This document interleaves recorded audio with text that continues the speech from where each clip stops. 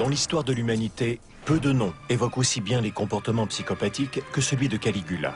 Le jeune empereur romain avait une redoutable réputation de sadique, de meurtrier et de fou furieux. L'empereur a décidé de déclarer la guerre à Neptune, le dieu de la mer. C'est de la folie. On raconte qu'il ordonnait qu'on jette des femmes et des enfants, des innocents, du haut des falaises, vers la mort. Mais était-il vraiment si dégénéré? Grâce à nos dossiers historiques, le véritable Caligula vous sera bientôt dévoilé.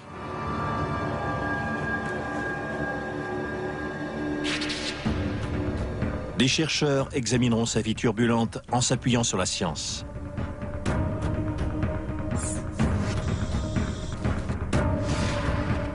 Et des preuves archéologiques, jusqu'ici inédites, indiqueront l'endroit où il a connu une mort tragique.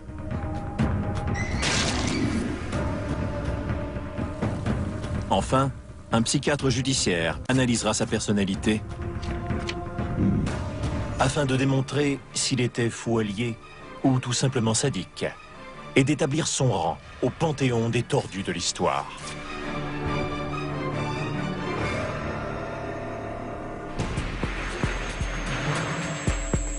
L'empereur Caligula devient le chef suprême de Rome à l'âge de 24 ans.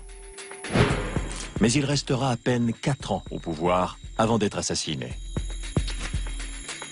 Durant son bref règne, il a commis d'incroyables atrocités. Des gestes d'une telle cruauté que l'histoire se souviendra de lui comme d'un fou dangereux.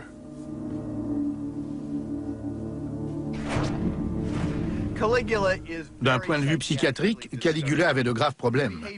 Il n'hésitait pas à assassiner ses ennemis, il tuait sans remords et repoussait sans cesse les limites de la morale humaine. Mais était-il atteint de démence?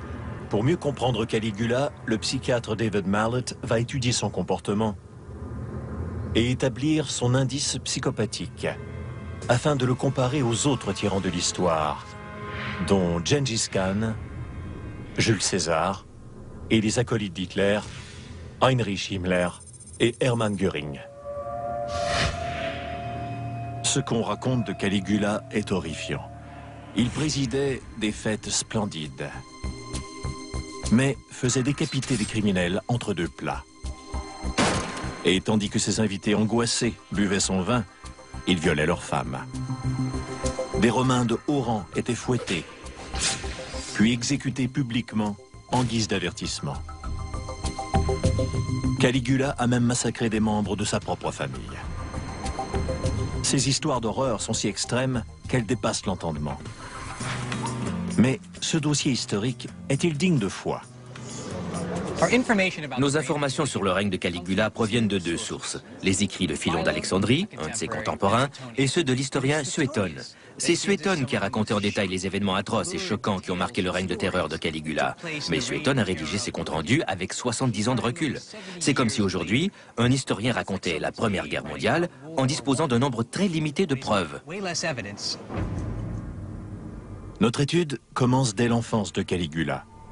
À sa naissance, en l'an 12 après Jésus-Christ, il a reçu le nom imposant de Caius Germanicus Augustus.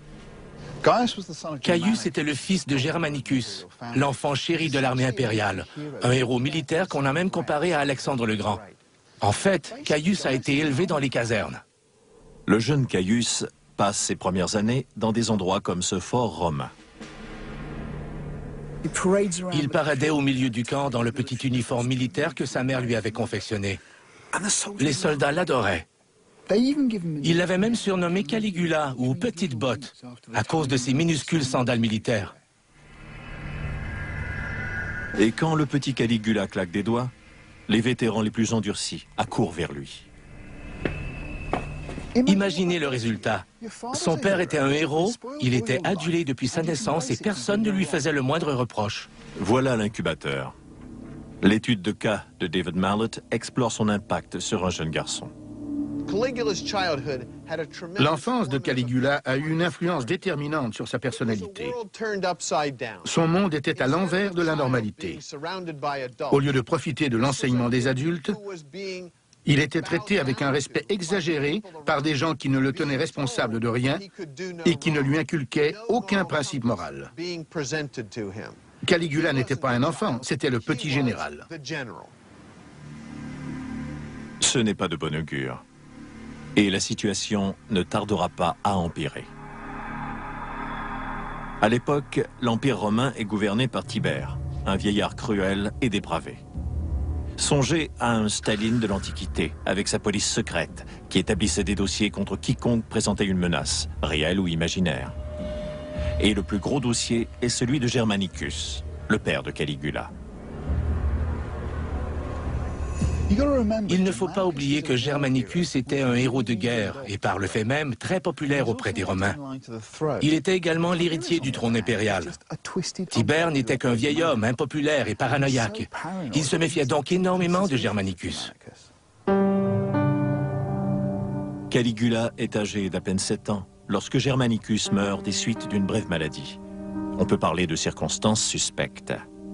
Les récits historiques suggèrent que Tibère l'a fait empoisonner. Il n'y a aucune preuve, mais s'il s'agissait vraiment d'un meurtre, Caligula aurait subi des effets psychologiques dévastateurs.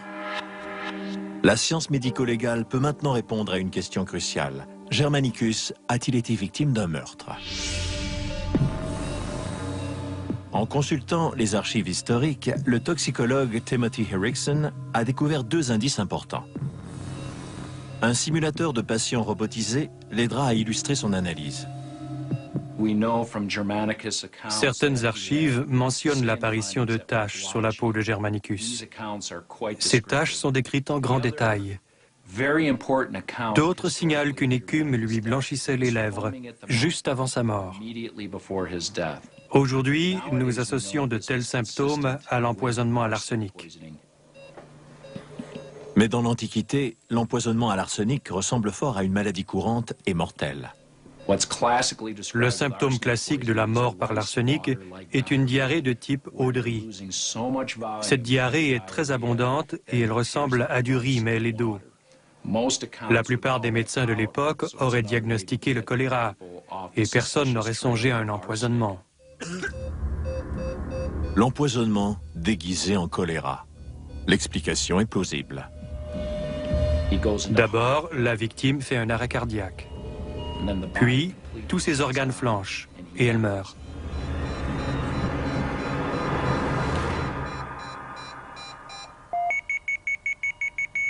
Mais personne, pas même Caligula, ne croit que Germanicus est mort de cause naturelle.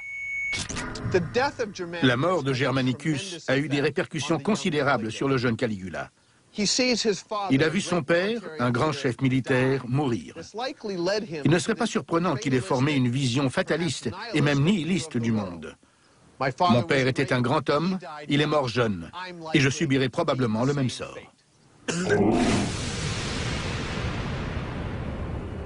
Pendant 12 ans, Caligula vit dans l'isolement avec sa grand-mère. Cette période de sa vie n'a pas été documentée.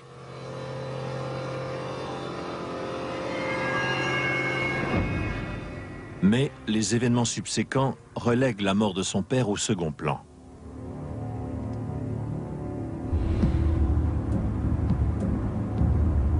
Tibère le convoque sur l'île de Capri, un lieu de villégiature moderne qui était alors un endroit terrifiant.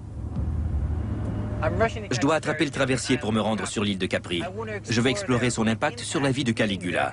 Et comme une tempête se lève, je n'ai pas une minute à perdre.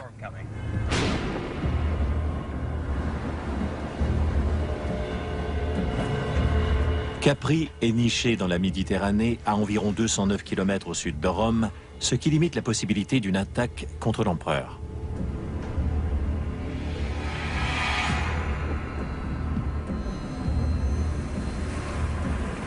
Nous voilà à Capri. L'atmosphère est sombre, nuageuse et sinistre.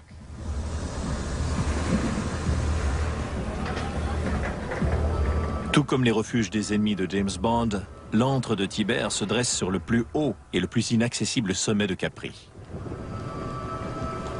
Caligula ne sait pas pourquoi on l'a convoqué au palais, mais la suite des événements changera sa vie à jamais.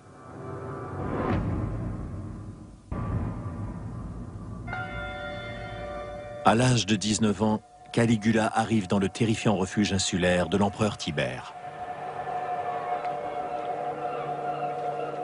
Caligula ne sait pas pourquoi on l'a convoqué à Capri.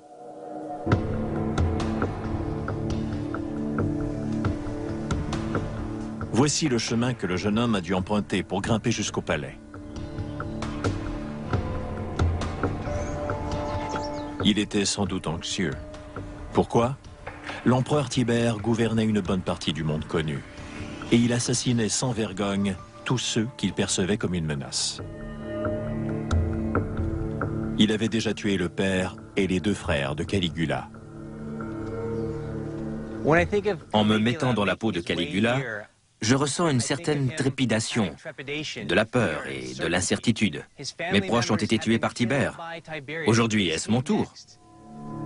Seules les ruines ont survécu. Mais à l'époque, Caligula voit une imposante forteresse. C'est un lieu de cauchemar, le théâtre d'incroyables atrocités. La société romaine était violente et sans pitié.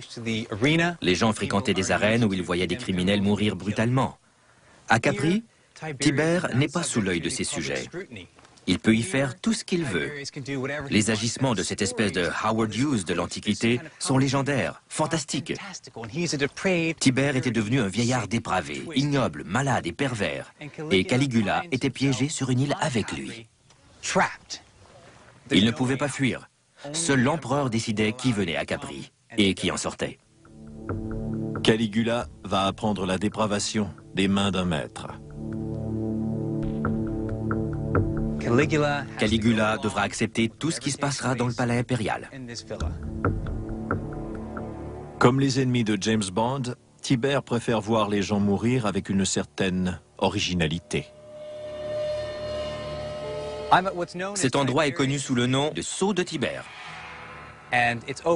Nous sommes à plus de 300 mètres au-dessus du niveau de la mer. On dit que c'est ici que Tibère faisait précipiter des criminels condamnés, des gens qu'il n'aimait pas, en bas de la falaise.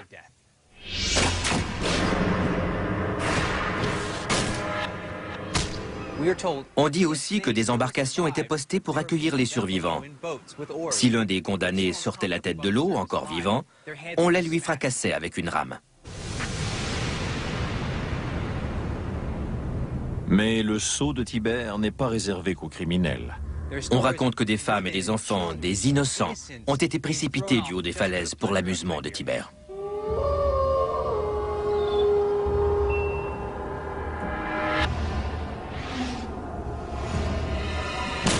Caligula aurait été témoin de tous ces drames. Même des Romains qui n'avaient pas peur du sang reculaient devant le meurtre de femmes et d'enfants. Mais selon les historiens, il y a bien pire.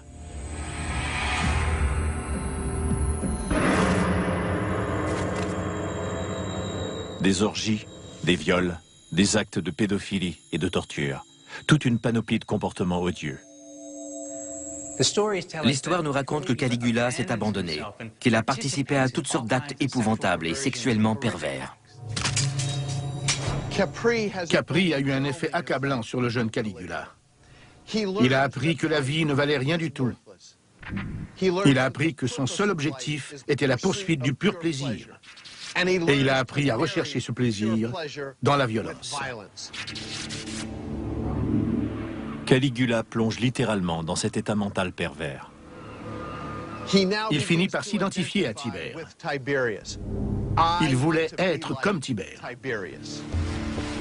Il veut être Tibère, l'homme qui a décimé sa famille et qui le retient prisonnier. C'est une des premières manifestations du syndrome de Stockholm. Caligula est maintenant lié à la bête.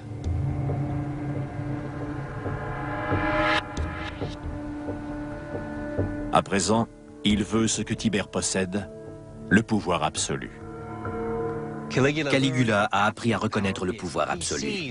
De Capri, il voit l'Empire romain, et il le veut. Caligula obtient bientôt son plus cher désir. L'empereur meurt soudainement. L'historien Suétone parle de meurtre, et il en rend Caligula responsable. Aucune preuve ne subsiste, mais le jeune homme a certainement profité de la mort du vieil empereur. Il hérite du pouvoir, conjointement avec le petit-fils de Tibère, Gemellus. Mais à 18 ans, Gémellus est trop jeune pour partager le trône.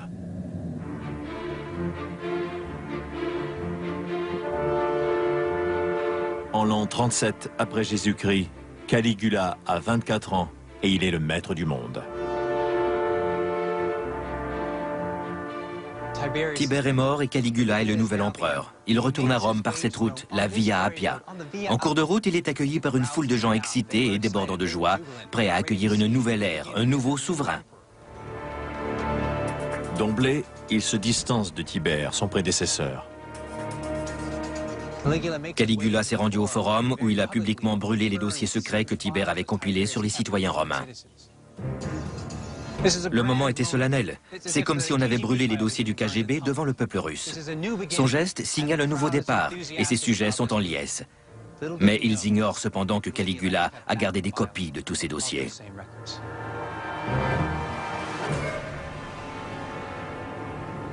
Caligula n'est pas à court de manipulation. Il flatte les masses et achète leur amour. La société romaine était essentiellement divisée en deux groupes. La classe dirigeante, c'est-à-dire les citoyens éduqués, très riches, et la plèbe, ou les roturiers. Il fallait garder la plèbe tranquille, satisfaite de son empereur. Et une des méthodes de Caligula, celle qui l'a rendu célèbre, était de lui donner de l'argent. Combien d'argent ? On dit que durant son règne, il a distribué plus de 2,5 milliards de pièces de bronze. Il grimpait au sommet de la basilique Julia et jetait des pièces de monnaie aux gens qui attendaient impatiemment l'occasion de ramasser cet argent et de l'emporter. Pendant 8 mois, tout va merveilleusement bien. Puis, Caligula se transforme soudainement. En très peu de temps, le dictateur bienveillant devient un monstre enragé, un clone de Tibère. Il déchaîne une inimaginable violence contre ses sujets.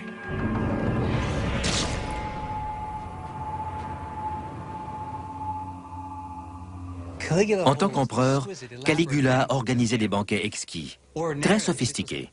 D'ordinaire, de tels banquets étaient les joyaux de la vie sociale romaine. Mais des gens étaient exécutés et même écorchés vivants devant les invités de Caligula qui mangeaient. Et ces nappes sont maculées de sang. L'historien Suétone fait état d'une escalade de la violence. Parfois, il faisait emmener les femmes d'invités éminents dans un endroit privé où il les violait. Puis il les ramenait au banquet où ils discutaient publiquement de leurs prouesses sexuelles. C'était abominable. Il croyait agir en toute impunité et il avait raison. Caligula sait se montrer cruel envers tous ses sujets. Les nobles romains qui lui résistent sont battus, torturés et mis à mort dans l'arène. Même le sanglant Tibère n'est jamais allé aussi loin. Ces terribles récits sont-ils vrais? L'un d'eux prétend même que Caligula a changé les règles des combats de gladiateurs. Les gladiateurs étaient divisés en plusieurs types, dépendant de leur armure et des armes utilisées. Les gens appuyaient des gladiateurs spécifiques, comme de nos jours nous appuyons les joueurs d'une équipe de football. Le favori de Caligula était un thrace qui portait une armure assez légère. Ce thrace se mesurait d'ordinaire à un myrmillon qui portait une armure plus lourde. Les règles sont les règles et pendant 300 ans, aucun dirigeant romain n'avait osé s'en mêler. C'est comme si quelqu'un changeait les règles de la Ligue nationale de football. Tout le monde voudrait le tuer. Il semble que Caligula souhaite voir des joutes plus longues, plus sanglantes, plus brutales. Il ordonne donc qu'on allège la protection d'un des deux gladiateurs. Obtiendra-t-il satisfaction? Ou le combattant moins bien armé périra-t-il trop vite? Pour éclaircir le mystère, deux experts en combat enfilent des répliques d'armure de gladiateurs. Leur protection était somme toute limitée.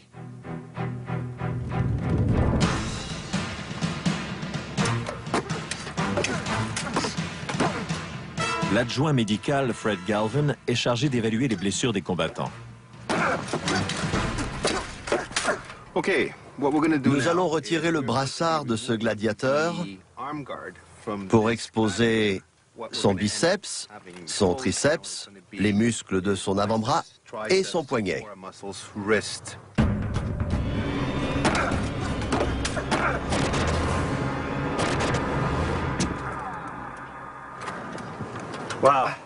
Ce coup aurait eu des effets significatifs. Comme vous le voyez, il aurait traversé les muscles du biceps et du triceps. C'est une blessure grave, mais moins grave qu'un coup porté à l'intérieur de l'avant-bras, où sont regroupées les veines et les artères. Cette blessure aurait beaucoup saigné, mais elle n'aurait pas mis fin au combat. Ensuite, on confisque le bouclier du gladiateur.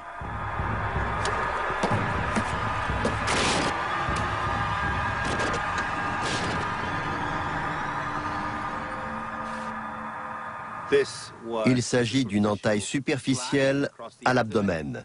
Aucune structure vitale de la région abdominale n'a été atteinte, par exemple le foie, ici, et la rate, un peu plus haut. Les poumons localisés de chaque côté de la poitrine et le cœur, ici dans la zone centrale, n'ont pas été atteints non plus. Il s'agit d'une simple entaille des muscles abdominaux et notre gladiateur survivra pour combattre un autre jour. Le Thrace aurait pu tuer son adversaire à n'importe quel moment. Mais s'il n'offrait pas à Caligula le spectacle sanglant qu'il désirait, l'empereur ne le laisserait pas quitter l'arène en vie. Caligula a un talent naturel pour la cruauté. Comment peut-on expliquer qu'il se soit transformé en un tel monstre? Des sources historiques ont porté le blâme sur une maladie inconnue. Aujourd'hui, la science médico-légale lève le voile sur ce mystère. Rome, en l'an 37 après Jésus-Christ. À l'âge de 25 ans, Caligula est soudain devenu un dictateur cruel et brutal. Des sources historiques vieilles de 2000 ans imputent ce nouveau comportement à une mystérieuse maladie. Aujourd'hui, des causes spécifiques peuvent être évaluées. Le changement soudain de la personnalité suggère une piste plausible, des lésions cérébrales. Or, les Romains considéraient la folie comme une punition des dieux. La neurologie moderne cible le style de vie licencieux de Caligula. Les deux principaux suspects sont la sexualité et l'alcool. L'herpès, une maladie transmise sexuellement, peut provoquer une encéphalite herpétique qui endommagera le cerveau du malade. L'encéphalite herpétique attaque généralement les lobes frontaux. On croit maintenant que le lobe frontal est impliqué dans l'expression des émotions et la capacité d'inhiber ces impulsions. Les dommages au lobe frontal peuvent provoquer un changement de personnalité.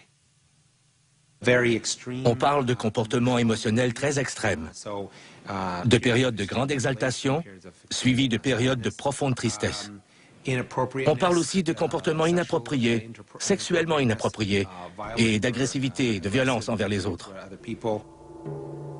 Le comportement de Caligula correspond parfaitement à un diagnostic d'encéphalite herpétique. Le problème, c'est que malgré les progrès de la médecine moderne, les 3/4 des personnes atteintes d'encéphalite herpétique en meurent. Il y a 2000 ans, les chances de survie de Caligula auraient été fort minces. Si on élimine l'herpès, il reste l'alcool. Mais on ne parle pas ici d'un simple cas d'intoxication éthylique. Le coupable est peut-être le defrutum, un édulcorant ajouté au vin par les Romains de l'Antiquité. Ils produisaient un vin sec qui n'était probablement pas très bon, si on le compare au vin moderne. Et ils utilisaient le defrutum pour le sucrer un peu et lui donner un meilleur goût. Terence Van Rooyen prépare une portion de defrutum en respectant la méthode traditionnelle des anciens Romains. La dangerosité du defrutum provient de sa méthode de préparation. Les ingrédients sont d'abord bouillis dans une marmite doublée de plomb. Ils croyaient que les casseroles de cuivre ou de bronze gâcheraient le jus qu'ils préparaient. Les Romains ignoraient la dangerosité du plomb. Une question se pose, quelle quantité de plomb trouverait-on dans une portion de defrutum? L'analyse chimique nous donnera bientôt la réponse.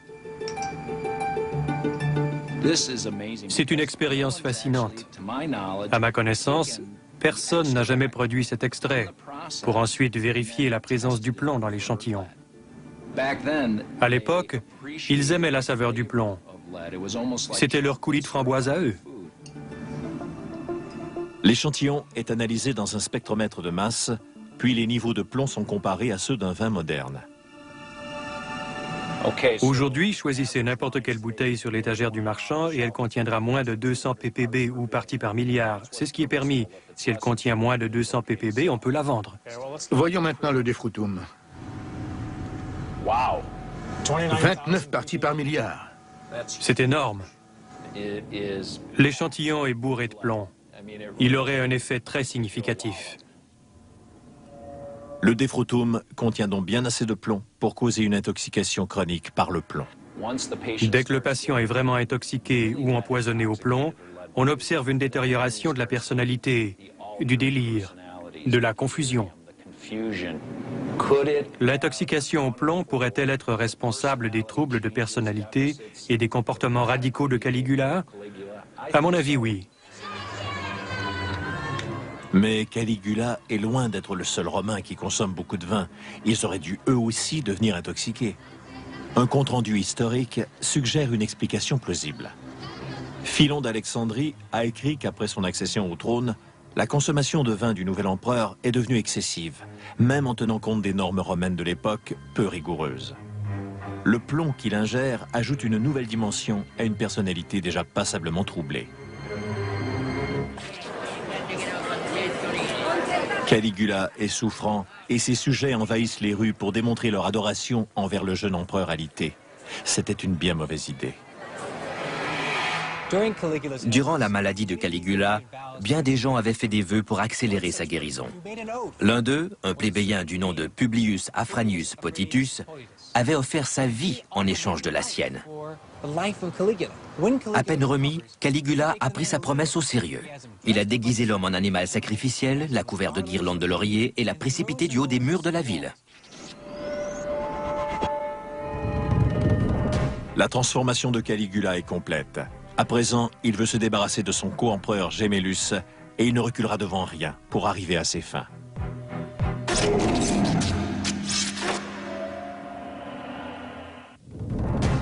À 25 ans, l'empereur Caligula craint soudain que son co-empereur Gemellus ne lui porte ombrage.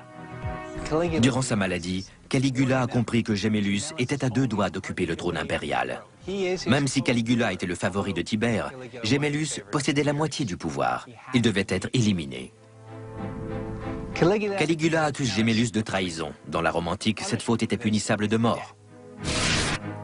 Caligula ne tente même pas de respecter les lois de l'époque, contrairement à Joseph Staline qui organisait de faux procès pour sauvegarder les apparences. Mais il offre à Gemellus de mourir avec honneur. Il a contraint Gemellus au suicide. Pour ne rien laisser au hasard, il a même envoyé ses hommes de main observer le rituel.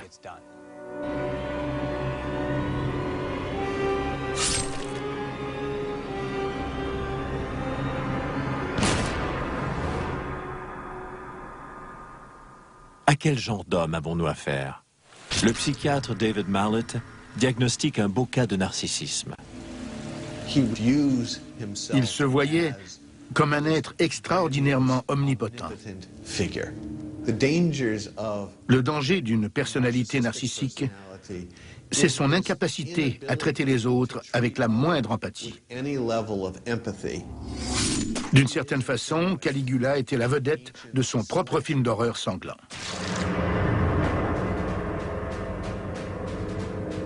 Bref, Freddy Krueger sous une toge. Ayant perdu toute maîtrise de lui-même, il défie même les dieux. Dans la Rome antique, c'était fortement déconseillé, mais Caligula n'en a que faire. Au cœur de Rome se dresse un des bâtiments les plus vénérés de la cité, le temple de Castor et Pollux. L'historien Suétone a écrit que Caligula avait fait de cet endroit sacré l'entrée de son palais.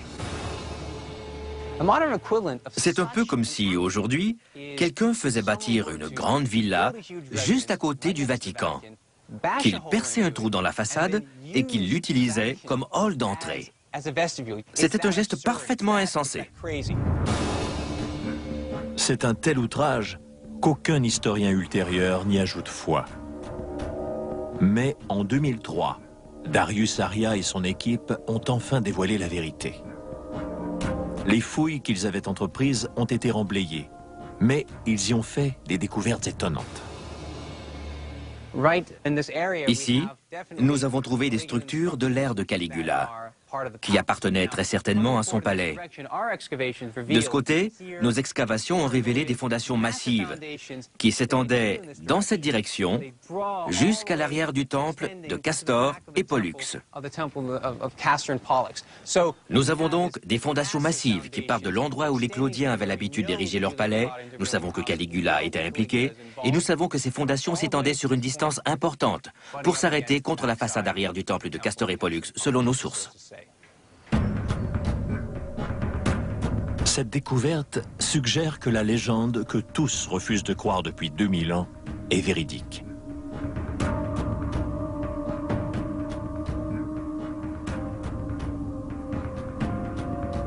Mais Caligula n'est toujours pas satisfait. En l'an 39 après Jésus-Christ, Caligula est âgé de 27 ans et il veut assurer sa place dans l'histoire en devenant un grand général. Comprenons-nous, Rome était un État militaire régi par une règle fondamentale. Les grands chefs remportent des victoires. Pour obtenir le respect des Romains, il fallait quitter la capitale et vaincre une armée barbare de façon spectaculaire. Caligula décide donc de mener une campagne militaire à plus de 1600 km de Rome, sur la côte nord de l'Europe. Suétone écrit qu'au bout de 8 mois, l'empereur est rentré à Rome en se vantant d'avoir conquis la Bretagne, un exploit que même Jules César n'avait pu accomplir. Suétone écrit aussi que Caligula avait monté un subterfuge. Pour prouver sa conquête, il avait fait parader des prisonniers capturés, dont un chef de clan britannique.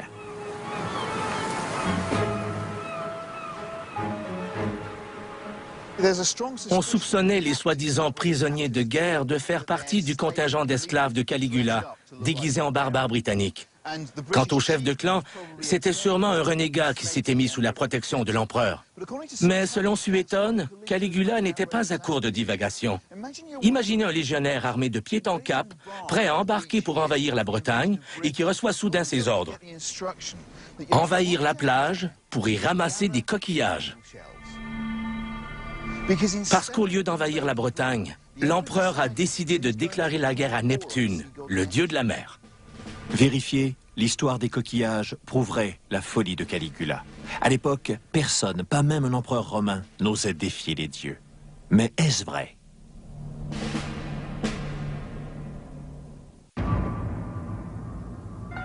L'historien romain Suétone raconte que Caligula s'était vanté d'avoir conquis la Bretagne, alors qu'en réalité, il avait emmené ses troupes cueillir des coquillages sur la plage et déclarer la guerre à Neptune, dieu de la mer.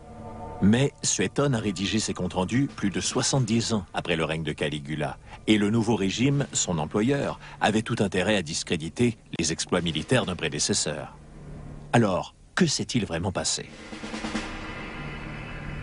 La réponse se trouve à plus de 320 km de distance sur les rives du Rhin, en Hollande. On y trouve une série de forts romains utilisés par l'empereur Claude lors de son invasion de la Bretagne, 3 ans après le passage de Caligula.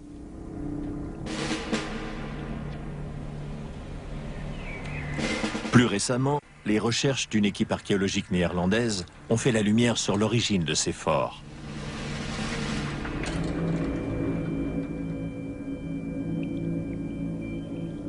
En utilisant les cercles des arbres, l'équipe a réussi à faire la datation des billots de bois. Le procédé, qu'on appelle la dendrochronologie, dote chaque morceau de bois d'un motif unique. C'est l'équivalent d'un code à barres. On connaît la séquence de ces codes à barres de l'an 6000 avant Jésus-Christ jusqu'à aujourd'hui. On n'a donc qu'à relever le code d'un morceau de bois et à le comparer à la séquence répertoriée pour obtenir une date précise. Par exemple, l'an 40 après Jésus-Christ, et même la saison, l'hiver de l'an 40 après Jésus-Christ. La datation est si précise qu'elle confirme le moment de leur construction, l'époque où Caligula prétend être venu sur les lieux. Les forts n'ont pas été érigés par les troupes de Claude.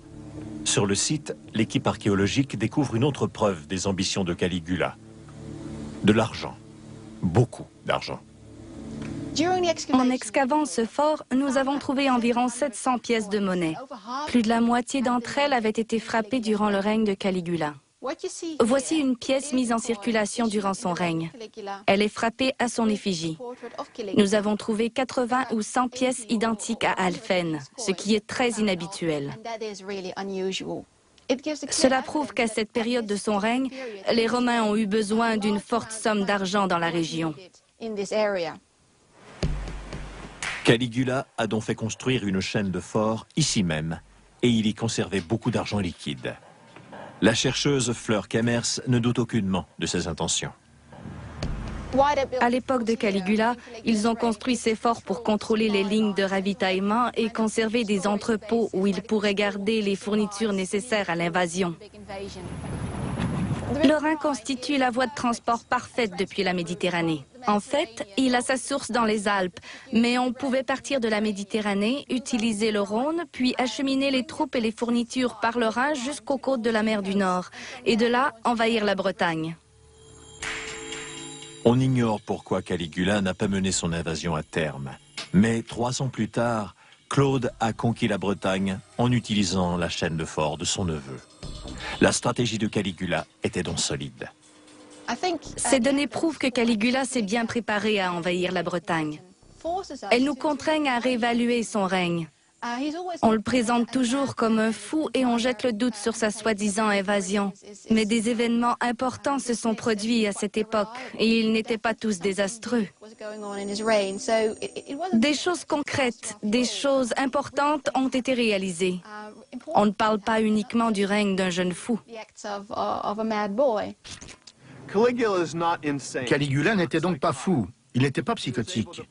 Il a été capable de planifier, puis d'exécuter une opération militaire complexe. C'était une action concertée, faite dans un but précis, chose dont les psychotiques sont parfaitement incapables. La planification d'une invasion de la Bretagne, facilitée par la construction d'une chaîne de forts, indique que l'impitoyable, le tyrannique Caligula est sain d'esprit. Mais il n'en tirera aucun avantage.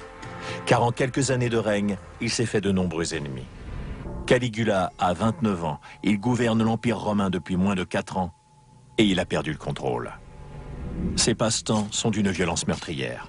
Son bref règne de tyran lui a attiré de nombreux ennemis, et il n'arrive même pas à ménager ceux dont sa vie dépend, les soldats de la garde prétorienne. Des sources anciennes rapportent que Caligula malmenait sa garde prétorienne. Il se moquait de la voix efféminée de l'un d'entre eux. Il couchait avec la femme d'un autre. C'est de la pure folie. On parle des hommes qui soutenaient son règne, qui devaient protéger sa vie à tout prix. L'attitude de Caligula était carrément suicidaire. Dans quelques instants, une découverte archéologique inédite, jamais vue à travers l'œil d'une caméra, illustrera la fin tragique de l'empereur Caligula.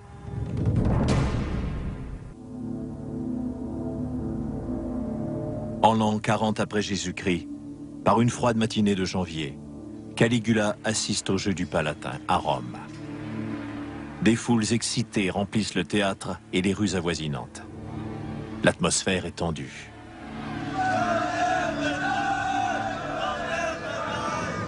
À l'heure du déjeuner, Caligula quitte les jeux.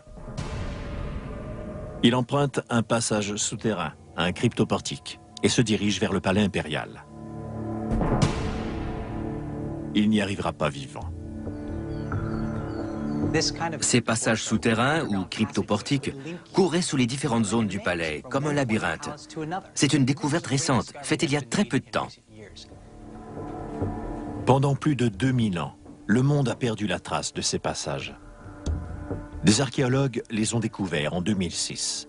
Et c'est la première fois que des caméras sont introduites dans les souterrains.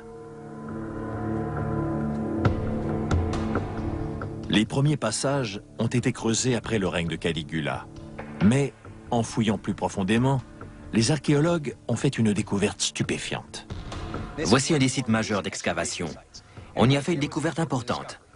Lisez l'inscription sur ce tuyau en plomb. Une vulgaire conduite d'eau. Tiberius Claudius César Augustus. Qui est Claudius? Le successeur de Caligula. Nous nous rapprochons petit à petit des vestiges du règne de Caligula. C'est un artefact très précieux. À cause de lui, les archéologues songent à refaire la datation de l'ensemble du complexe souterrain.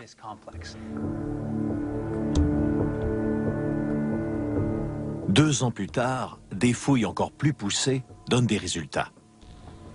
Ce cryptoportique est plus ancien que le premier. On raconte que Caligula rentrait des jeux par un corridor souterrain. Il devait emprunter ce cryptoportique à la colline du Palatin jusqu'à son palais. Mais il a été séparé de ses gardes du corps et de sa suite. Il s'est retrouvé seul. Caligula a marché dans ces passages le dernier jour de sa vie sanglante.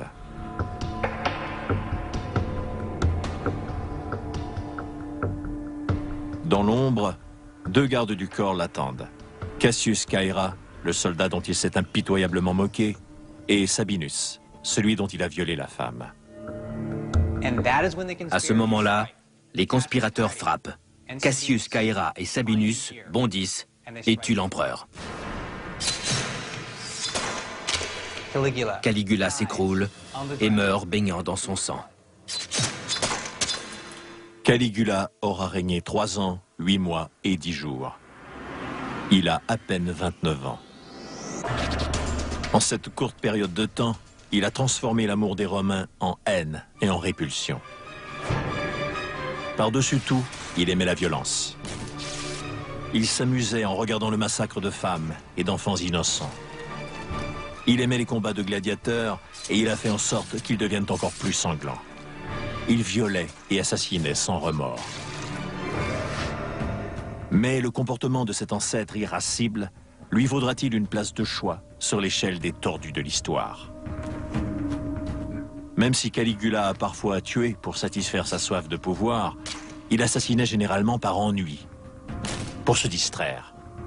Sur l'échelle, son comportement psychopathique le place à bonne distance des meurtriers qui poursuivent un but précis, comme Gengis Khan et Jules César. Dans leur cas, le meurtre était un acte nécessaire à la réalisation d'un plan ambitieux. De nos jours, son indice psychopathique serait sans doute très élevé. Il tuait sans remords, sans culpabilité. Il ne se rendait pas compte que les autres avaient des droits. Caligula était un criminel de sang-froid, un vrai psychopathe. Un autre aspect de la personnalité de Caligula le distingue des autres, son narcissisme extrême. Il aurait également obtenu un score très élevé sur l'échelle du narcissisme, comme l'ont démontré son extrême suffisance, son manque d'empathie et son grand besoin d'adulation. Quels autres personnages historiques partageaient ce terrible profil? Je serais porté à pointer le doigt vers certains personnages de l'entourage d'Hitler. Himmler, Göring, ils avaient eux aussi un sens exagéré de leur propre importance, accompagné d'une immense psychopathie qui leur permettait de tuer sans remords. Prenez des tendances psychopathiques, ajoutez-y une bonne dose de narcissisme, et vous obtiendrez une des personnalités les plus terrifiantes de l'histoire, aggravée par l'esprit calculateur et le côté glacial de la folie de Caligula.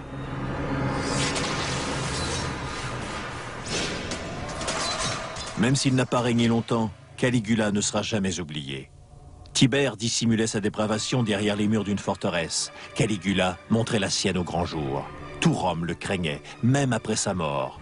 Il aurait pu simuler son assassinat pour observer, en secret, ceux qui s'en réjouissaient, les prochaines victimes de son courroux.